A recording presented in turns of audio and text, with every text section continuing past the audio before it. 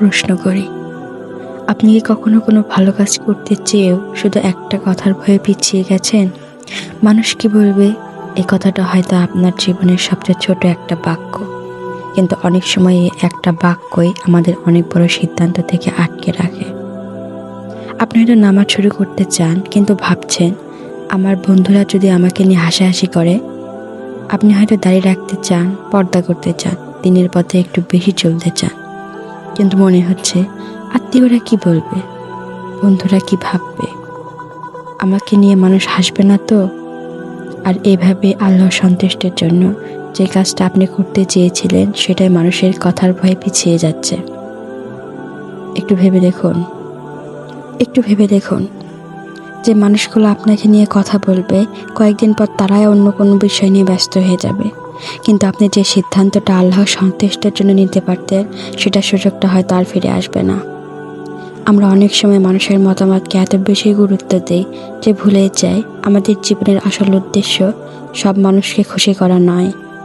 মানুষকে খুশি করতে গেলে আপনি কখনোই সবাইকে খুশি করতে পারবেন না। আপনি ভালো কিছু করলেও কেউ কথা বলবে, আপনি না করলেও কেউ কথা বলবে, আপনি চুপ থাকলেও কেউ ব্যাখ্যা তৈরি করবে। তাহলে আপনি এখন কার সন্তুষ্টির জন্য বাঁচবেন, মানুষের নাকি সেই আল্লাহর যিনি আপনাকে সৃষ্টি করেছেন? একজন মানুষ আপনাকে নিয়ে কি ভাবলো সেটা আপনার নিয়ন্ত্রণে নেই, কিন্তু আপনি আল্লাহর জন্য কি সিদ্ধান্ত নিলেন সেটা আপনার হাতে আছে। তাই আজ যদি আপনার জীবনে এমন কোনো ভালো কাজ থাকে যেটা আপনি শুধু মানুষের ভয়ে করতে পারছেন না, তাহলে একটু থামুন, নিজেকে প্রশ্ন করুন, আমি কি সত্যি আল্লাহর সন্তুষ্টির চেয়ে মানুষের কথা কি বেশি গুরুত্ব দিচ্ছি? হয়তো এই প্রশ্নটার উত্তরে আপনার জীবনের অনেক কিছু নতুন করে ভাবতে বাধ্য করবে। অনেক সময় এই ভয়টাই খুব সূক্ষ্মভাবে আমাদের জীবনে কাজ করে। আমরা হয়তো সরাসরি বলি না আমি আল্লাহর কথা মানব না, বরং বলি এখন না, পরে শুরু করব, এখন করলে সবাই কি ভাববে, একটু পরিস্থিতি ঠিক হোক তারপর। আর এই পরে বলতে বলতে কখন যে অনেকটা সময় চলে যায় আমরা নিজেরাও বুঝতে পারি না। ধরুন আপনি এমন একটা পরিবেশে আছেন যেখানে নামাজ পড়েননি, বন্ধুরা হাসাহাসি করে। প্রথম দিন হয়তো আপনি লজ্জা পেলেন, দ্বিতীয় দিনও চুপ থাকলেন, কিছুদিন পর হয়তো আপনিও নামাজ পড়ার কথা লুকাতে শুরু করলেন, কিন্তু আপনার মনে হচ্ছে মানুষের কাছে অদ্ভুত দেখানো যাবে না। কিন্তু একটু ভেবে দেখুন, আপনি কি সত্যি অদ্ভুত কিছু করছেন? আপনি তো এমন একজনের জন্য ইবাদত করছেন যিনি আপনাকে জীবন দিয়েছে। তাহলে মানুষের হাসি কেন আপনার আর আল্লাহর মাঝখানে দেয়াল হয়ে দাঁড়াবে? অনেক সময় আমরা ভাবি মানুষ আমাকে কি ভাববে, কিন্তু সত্যিটা হলো মানুষের নিয়ে আমরা যতটা ভাবি আমাদের নিয়ে মানুষ ততটা ভাবে না। আপনি আজ একটা সিদ্ধান্ত নিলেন, কেউ হয়তো 2 দিন কথা বলবে, তারপর সে নিজের জীবন নিয়েই ব্যস্ত হয়ে যাবে। কিন্তু আপনি যদি শুধু মানুষের ভয়ে নিজের ভালো কাজটা ছেড়ে দেন, তার প্রভাবটা আপনার জীবনেই থেকে যাবে। তাই মানুষের কথা একেবারে উপেক্ষা করতে হবে বিষয়টা এমন নয়, বরং দেখতে হবে মানুষের কথা কি আমাকে সঠিক কাজ থেকে দূরে সরিয়ে দিচ্ছে।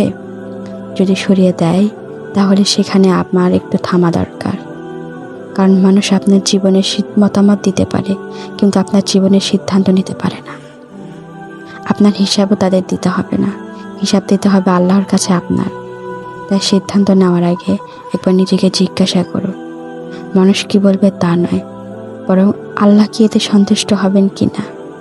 এই একটা প্রশ্ন হয়তো আপনার অনেক সিদ্ধান্তের দিকটাই বদলে দিতে পারে। আর একটা জায়গায় এই ভয়টা আমাদের সবচেয়ে বেশি আটকে রাখে। আমরা ভালো কিছু করতে চাই, কিন্তু মানুষ কি বলবে সেটা নিয়ে বেশি চিন্তা করি। ধরুন আপনি নিয়মিত নামাজ পড়তে শুরু করছেন, হঠাৎ আপনার কোনো বন্ধু বলল, বাহ, অনেক বড় হুজুর হয়ে গেছো। কথাটা হয়তো মজা করেই বলেছে, কিন্তু আপনি যদি সেই কথাটাই অস্বস্তি বোধ করে নামাজের ব্যাপারে আগের মতো হয়ে যান, তাহলে সমস্যাটা বন্ধুর কথাই নয়। সমস্যাটা হলো আপনি নিজের সিদ্ধান্তের মূল্য মানুষের কথার উপর রেখে দিয়েছেন। একই বিষয় নিয়ে অন্য ক্ষেত্রেও হয়। আপনি হারাম কোনো সম্পর্ক থেকে বেরিয়ে আসতে চান, কিন্তু ভাবছেন অপর মানুষটি কি ভাববে। আপনি কোনো খারাপ পরিবেশ ছেড়ে দিতে চান, কিন্তু মনে হচ্ছে বন্ধুরা আমাকে একা করে দেবে। আপনি নিজের জীবনটা দিনের পথে সাজাতে চান, কিন্তু ভয় হচ্ছে পরিবার বা আত্মীয়রা কি বলবে। তখন মনে রাখবেন, মানুষের মন পরিবর্তন করতে আপনার সারা জীবন লেগে যেতে পারে, কিন্তু আল্লাহর সন্তুষ্টির জন্য একটা সঠিক সিদ্ধান্ত নিতে একটা মুহূর্তই যথেষ্ট। আর সত্যি বলতে, আপনি যখন আল্লাহর জন্য কোনো কিছু ছেড়ে দেন, তখন শুরুতে কষ্ট হতেই পারে। আপনার মনে হতে পারে আপনি একা হয়ে যাচ্ছেন, কিন্তু সব হারিয়ে যাওয়া ক্ষতি নয়। কিছু জিনিস আপনার জীবন থেকে সরে যায়, কারণ সেগুলো আপনাকে আল্লাহর কাছ থেকে দূরে সরে নিয়ে যাচ্ছিল। তাই সবাই আপনার সিদ্ধান্ত বুঝবে এমন আশা করবেন না। কেউ আপনাকে ভুল বুঝবে, কেউ হয়তো বলবে তুমি বদলে গেছো। হ্যাঁ, আপনি সত্যিই বদলেছে, কিন্তু প্রশ্নটা হলো কোন দিক থেকে বদলেছে? মানুষের পছন্দ অনুযায়ী নাকি আল্লাহর সন্তুষ্টির জন্য? যদি আপনার পরিবর্তন আপনাকে নামাজের দিকে নিয়ে যায়, যদি আপনার পরিবর্তন আপনাকে গুনাহ থেকে সরে রাখে, চরিত্র সুন্দর করে এবং আল্লাহর কথা মনে করিয়ে দেয়, তাহলে মানুষের কয়েকটা কথার জন্য সেই পরিবর্তন থেকে পিছিয়ে যাবেন না। কারণ একদিন মানুষের সব কথা থেমে যাবে, কিন্তু আপনার আর আল্লাহর মধ্যকার সম্পর্কটাই থেকে যাবে সারা জীবন, মৃত্যু পর্যন্ত, মৃত্যুর পরের জীবনেও। কিন্তু তাহলে কি মানুষের কথা একদমই শুনবো না? না, ইসলাম আমাদের অহংকারী হতে শেখায় না, বরং শেখায় মানুষের সঙ্গে সুন্দর আচরণ করতে, বড়দের সম্মান করতে, কারো মনে কষ্ট না দিতে। কিন্তু একটা পার্থক্য বুঝতে হবে, মানুষকে সম্মান করা আর মানুষের অনুমোদনের উপর নিজের জীবন চালনা এক জিনিস নয়। আপনি মানুষকে সম্মান করবেন, কিন্তু নিজের ঈমানের বিনিময়ে নয়। আপনি পরিবারের কথা শুনবেন, কিন্তু আল্লাহর অবাধ্য হয়ে নয়। আপনি সমাজের ভালো দিকগুলো গ্রহণ করবেন, কিন্তু শুধু লোক লজ্জার কারণে সঠিক কাজ ছেড়ে দেবেন না। কারণ অনেক সময় আমরা মানুষ কি বলবে এ ভয়কে এত বড় করে দেখি যে ভুলেই যায় মানুষের কথার একটা সীমা আছে। আজ তারা আপনাকে নিয়ে কথা বলছে, কাল অন্য কাউকে নিয়ে বলবে। কিন্তু আপনার প্রতিটা সিদ্ধান্ত আপনার জীবনকে প্রভাবিত করবে। তাই কোনো সিদ্ধান্ত নেওয়ার আগে একটু সময় নিয়ে ভাবুন, আমি এটা করছি কেন? আমি কি সত্যি এটা চাই, নাকি শুধু মানুষের জন্য নিজের ইচ্ছা আর বিশ্বাসকে চাপা দিয়ে রাখছি? আর যদি বিষয়টা দিনের হয়, তাহলে প্রশ্ন আরও পরিষ্কার, আল্লাহ কি চান? কারণ মানুষকে খুশি করতে গিয়ে যদি আল্লাহকে অসন্তুষ্ট করি, তাহলে শেষ পর্যন্ত আমরা আসলে কি পেলাম? কিছু মানুষের প্রশংসা, কয়েকটা ভালো কথা, কিন্তু যদি আল্লাহ সন্তুষ্টির জন্য সঠিক একটা সিদ্ধান্ত নেই, তাহলে হয়তো কিছু মানুষ আমাদের ভুল বুঝবে। কিন্তু অন্তত আমরা জানবো আমরা সঠিক থাকার চেষ্টা করেছি। তাই ধীরে ধীরে এই একটা অভ্যাস তৈরি করুন, কোনো ভালো কাজ করার আগে মানুষের মুখের দিকে নয়, নিজের নিয়তের দিকে তাকান। আর নিজেকে বলুন, মানুষ আমাকে কি ভাবলো সেটা আমি নিয়ন্ত্রণ করতে পারি না, কিন্তু আল্লাহর জন্য আমি কি করলাম সেটা আমার হাতে। এই চিন্তাটা যদি সত্যিই আপনার জীবনে চলে আসে, তাহলে মানুষ কি বলবে এই 3টা শব্দ আর আগের মতো আপনাকে আটকে রাখতে পারবে না।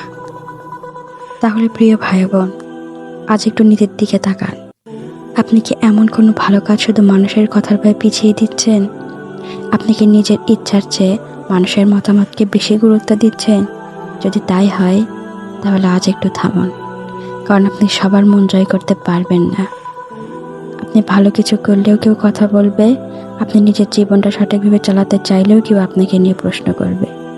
কেউ বলবে অনেক বদলে গেছো, কেউ বলবে এত ধার্মিক হওয়ার কি দরকার, আবার কেউ হয়তো আপনাকে নিয়ে হাসাহাসিও করবে। কিন্তু তাদের কথার জন্য আপনি যদি আল্লাহ সন্তুষ্টির একটি ভালো কাজ ছেড়ে দেন, তাহলে ক্ষতিটি কার? ক্ষতি তাদের নয়, ক্ষতি আপনার। আর মানুষ কিছুক্ষণ কথা বলবে, তারপর নিজের জীবন নিয়ে ব্যস্ত হয়ে যাবে, কিন্তু আপনার সিদ্ধান্তের প্রভাবটা আপনার জীবনেই থাকবে। মানুষের কথা শুনবেন, কিন্তু মানুষের ভয়ে নিজের সঠিক পথ ছেড়ে দেবেন না। মানুষকে সম্মান করবেন, কিন্তু আল্লাহর অবাধ্য হয়ে নয়। আর যদি কোনো সিদ্ধান্ত নিয়ে আপনার মনে দ্বিধা আসে, নিজেকে শুধু একটা প্রশ্ন করুন, মানুষ কি বলবে এর আগে জিজ্ঞাসা করুন আল্লাহ কি চান। হয়তো এই একটা প্রশ্নই আপনার সিদ্ধান্ত বদলে দেবে। হয়তো আপনি আজও মানুষের স্বীকৃতির অপেক্ষায় আছেন, কেউ আপনাকে গ্রহণ করবে, কেউ আপনার পরিবর্তনের প্রশংসা করবে, তারপর আপনি নিজের মতো করে জীবন শুরু করবেন। কিন্তু মনে রাখবেন, সেই দিনটার জন্য অপেক্ষা করতে করতে জীবনটা যেন শেষ হয়ে না যায়। কারণ সবাই আপনাকে বুঝবে না, সবাই আপনার সিদ্ধান্তকে সমর্থন করবে না। কিন্তু আপনি যদি জানেন আপনি কেন সেই সিদ্ধান্ত নিয়েছেন, তাহলে মানুষের কয়েকটা কথার জন্য নিজেকে থামিয়ে রাখবেন না। আপনার জীবনটা মানুষকে খুশি করার জন্য নয়, আপনার জীবনটা আল্লাহর দেওয়া একটা আমানত। তাই আজ থেকে মানুষ কি বলবে এই ভয়টা একটু কমিয়ে দিন। আর আল্লাহ কি চান এই প্রশ্নটা একটু বেশি করুন। কারণ মানুষ আপনাকে কিছু সময়ের জন্য প্রশংসা করতে পারে, কিন্তু আল্লাহর সন্তুষ্টি আপনার পুরো জীবনকে অর্থপূর্ণ করে দিতে পারে। আল্লাহ আমাদের মানুষের ভয় থেকে মুক্ত করুন আর সন্তুষ্টিকে আমাদের জীবনের সবচেয়ে বড় লক্ষ্য বানিয়ে দিন। আমিন। আসসালামু আলাইকুম রহমতুল্লাহ।